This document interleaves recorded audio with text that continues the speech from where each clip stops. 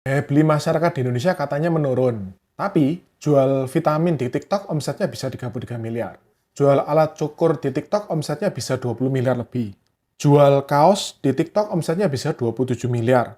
Jual celana omsetnya 29 miliar. Bahkan, jual mangkok saja di TikTok omsetnya bisa 9,5 miliar. Gimana itu?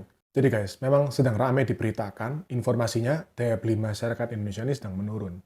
Menurut saya, ini masih bisa diselamatkan guys. Kenapa? Buktinya, orang jualan di online itu omsetnya masih bisa puluhan miliar nih guys. Nah, cuman karena ibaratnya market Indonesia tuh orangnya segitu-segitu aja ya guys ya. Jadi pada saat ada satu toko yang rame, naik dengan signifikan, pasti di tempat lain ada yang turun penjualannya. Nah, kebetulan ini yang hilang penjualannya secara offline guys. Jadi mungkin ada banyak gerai-gerai yang tutup, toko-toko yang tutup secara offline. Karena orang Indonesia nih sekarang lagi beralih guys.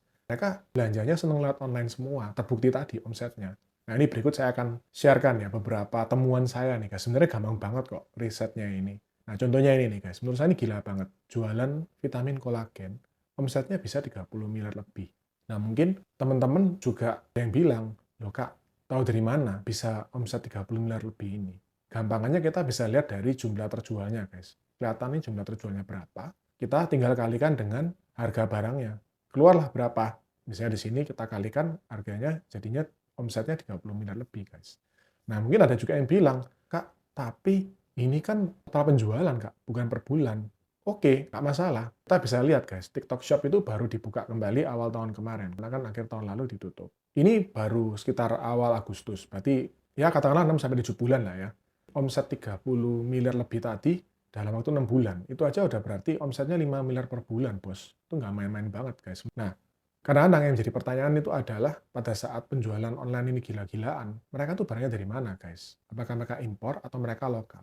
Kalau mereka lokal, bagus banget, guys. Berarti roda perekonomiannya berputar. Tapi pada saat mereka ini impor, nah ini kita harus waspada.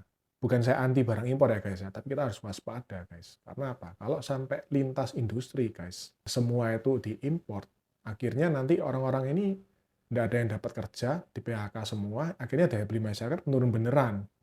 Nah, ini ada satu contoh lain guys yang saya juga ingin share ke kalian ya. Dia jual cukur pria guys.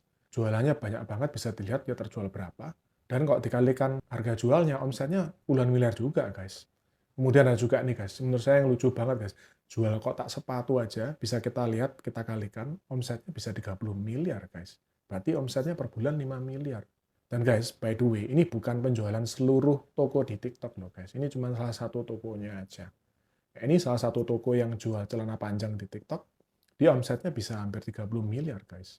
Ini kemudian ada juga yang jual kaos, dia omsetnya bisa 27 miliar. Nah, ini ada yang juga menurut saya kocak banget nih, guys. Jual sendok garpu, guys, di TikTok.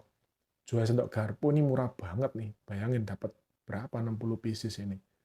Itu bisa omset dikalikan aja 5 miliar lebih. Bahkan sampai mangkok, guys. Mangkok, orang jual mangkok bisa omset 9,5 miliar. Nah, again, berarti kita harus waspada, guys. Kalau misalnya ini semua adalah barang impor, nah bahaya. Kenapa? Karena otomatis pada saat penjualan mangkok ini, misalnya nih mangkok nih, dia jualnya kenceng banget, otomatis pasti ada orang-orang yang industri mangkok ini yang lokal nih dia pasti menurun penjualannya. Belum lagi kita juga nggak tahu nih, kira-kira teman-teman yang jualan di online ini taat pajak juga atau enggak. Mungkin ada yang bilang nih, Kak, tapi orang jual di online itu kan UMKM. UMKM ya mungkin nggak perlu bayar pajak.